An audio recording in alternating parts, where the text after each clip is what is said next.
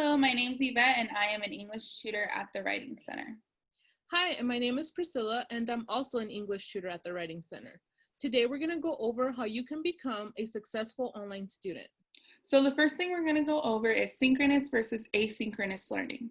Synchronous learning is learning that happens in real time. So this means that you, your instructor, and your peers will meet at a specific time through a specific online medium like Zoom. Methods for synchronous learning can include video conferencing, live chatting, and live streamed lectures. Asynchronous learning is learning that happens on your own schedule. So your instructor will provide you with materials to access and complete in a timely manner so you can turn them in by a deadline. The methods for asynchronous learning can include self-guided lessons and recorded lectures. So one of the first things we're going to go over is how to read your syllabus.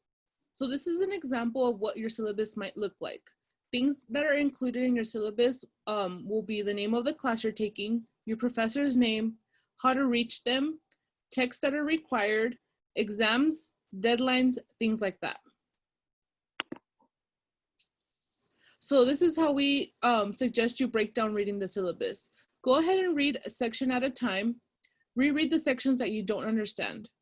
Another thing we highly suggest is highlight things like what textbooks you need to buy, any deadlines you need to remember, and exam dates that you need to remember. It's also important that you write on the margins if you need to, so you remember where to look back on things that you really need at the time. The next thing we're going to go over is participating in discussion boards. Since you'll be online learning, your professor may or may not want you to participate in discussion boards. It all depends on your class and the requirements. So some tips on creating your own discussion board posts are to watch the video or read the article if your professor assigns one. If your professor gives you specific questions to answer in your post, be sure to answer those. And if your professor gives you a word requirement to meet, be sure to write the minimum word requirement. And the most important thing would be to explain your thoughts to the best of your ability. So if you watch a video or if you read an article and you want to say that you disagree or you agree with something, be sure to explain why you agree or why you disagree. Another thing you may have to do is you may have to reply to your peers' discussion board posts. To do this, you want to make sure that you read their post in its entirety. If you disagree or agree with your peer, explain why. Tell your peer if you think they made valid points throughout their post. Tell them if they pointed out something that you did not notice when you watched the video or read an article.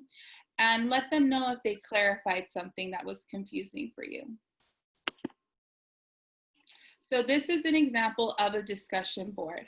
Your professor will start with asking you a question or asking you to watch something or to read something like I mentioned, and they'll give you questions. So this one's asking about thesis statements. Your professor wants to know what you think a thesis statement is, where it should go, and explain your answers, and then reply to one of your classmates. The two students here are Yvette and Tutorial Services. So Yvette started by answering all the prompts questions. She said what she thinks a thesis statement is, where does it go, and then Tutorial Services is the student that replies to Yvette. So you want to start by greeting your peer, saying hello, and then the student let the Yvette know that she thinks that you were right about what a thesis statement is, but she doesn't agree on where the thesis statement placement might be. Time management. Since all these classes will be online, it is your responsibility to make sure you're making enough time to successfully finish your course. So some things you can do is make your course a priority. You want to make a calendar with all your important dates. Like Priscilla said, when you go through your syllabus, highlight information like deadlines, exam dates, and even Zoom meetings. That way, if you do decide to make a calendar, you can mark all of these dates on your calendar. If a calendar is a little too overwhelming and a little too much information for you to look at, you can make a weekly to-do chart. So you could say what you're going to do on Monday, Tuesday, Wednesday, Thursday, etc. And you also want to Set aside some time every day to work on your assignments for your course. And one thing you can do is create a study area. Creating your own study area allows you to reduce distractions. Because taking online courses can be difficult, it is important that you utilize your outside sources. The very first person you want to make contact with is your professor. You could either email them or you can email them to set up an appointment with them. Another outside source is a learning center. We can help you with tutoring through virtual platforms such as Pisces. We also have instructional videos showing you how to access that program or how to set up an appointment or how to do drop-in tutoring. And the last source that you want to utilize is a library. If you're having difficulty looking for secondary sources, they will be able to help. You can live chat with the librarian on their website.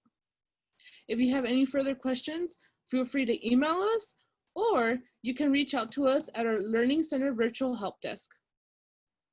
We hope to see all of you in tutoring over this semester, and thank you for watching.